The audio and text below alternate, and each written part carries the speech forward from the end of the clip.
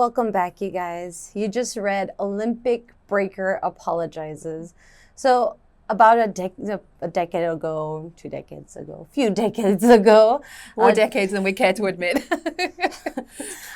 Jamaican bobsleigh team that entered into the Olympics, they came up as an underdog. Most people didn't even expect that Jamaica, with their tropical climate, would even know about this. Bobsledding, right? Yeah, bobsledding. So when they came up into the competition, many people saw them as an underdog. They praised them for their dedication and their hard work in order to even get into the Olympics.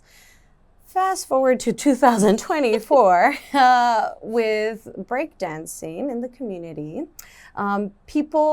It's really underground. However, when it became a sport in the Olympics, everybody had really high hopes for it. In Australia, there was a 36-year-old teacher who had been doing breakdancing for 16 years, so also dedicated to the world of breakdancing. And she goes by her name is Rachel Gunn, and she goes by Ray Gunn, and she participated in the 2024 Olympics, and she made a name for herself.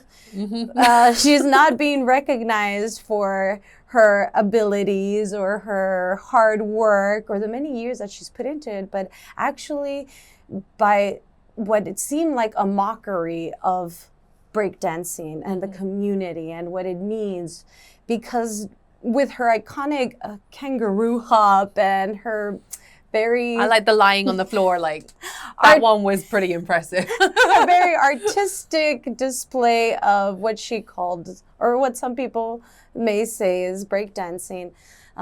She had a completely different response from fans or, just viewers and just anybody who saw her performance. Which was everyone, I think. Everybody by now.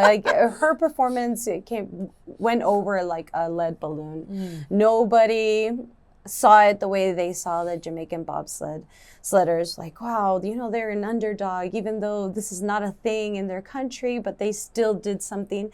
It's the same thing with breakdancing in Oceania. It's not a thing. And even though she did win first place in regionals, it wasn't enough to, represent her country. And she received a lot of backlash. And some people even said that it was stepping on, the line of cultural appropriation because she is white. And this whole thing, eventually she came out and apologized to the community. And she was just said she tried something, and she apologizes for hurting anybody or the community if they felt that she wasn't representing them in the best light.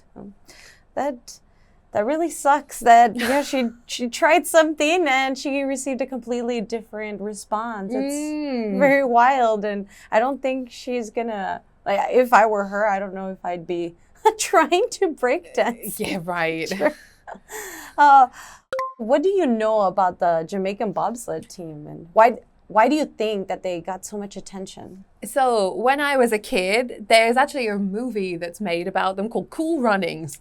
And it's a very humorous movie, and I remember watching it with my dad, and afterwards we would quote it all the time to each other. So growing up, I know a lot of quotes from that movie just because my dad and I would say them to each other all the time.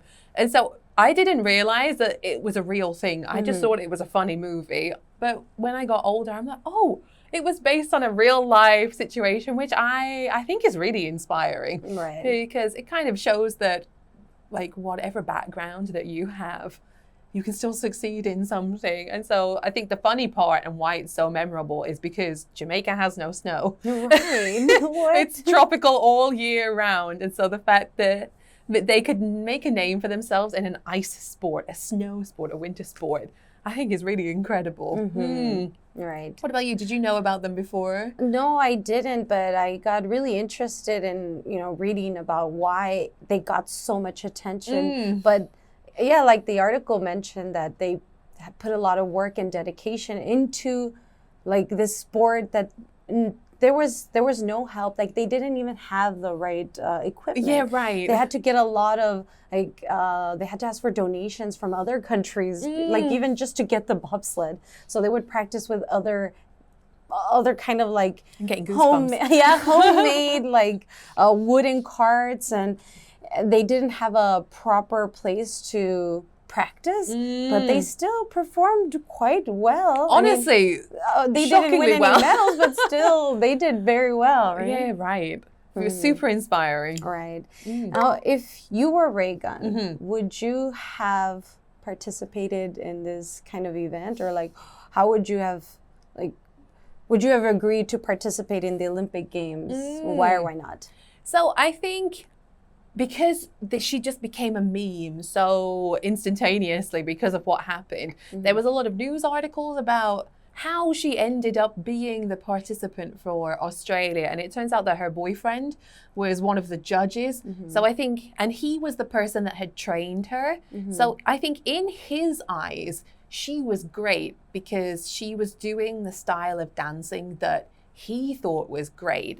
And so I think in her mind, she thought that she was great too. And I guess it opens up a conversation of, was she making fun of it? Or did she just take this dance style and make it her own? Right. So if I was me, never.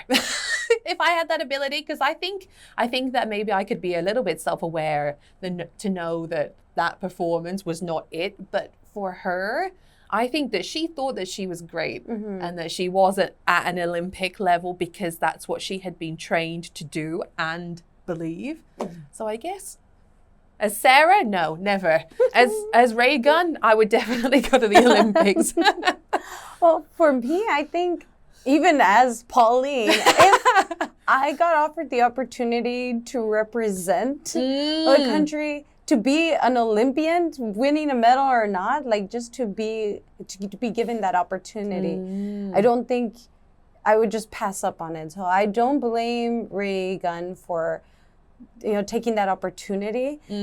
It's unfortunate that she took a lot of artistic liberties, right?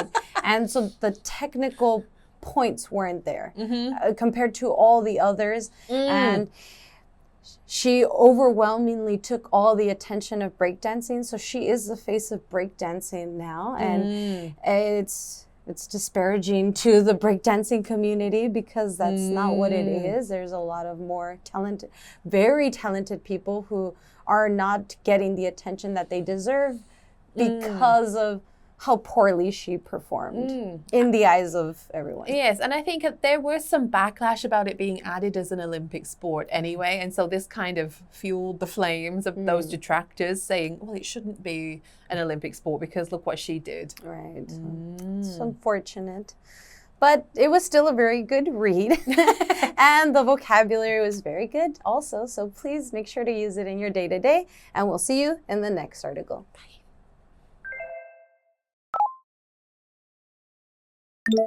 Underdog. Underdog. Oceania. Oceania. Go over like a lead balloon. Go over like a lead balloon. Make a mockery of something. Make a mockery of something. Backlash. Backlash.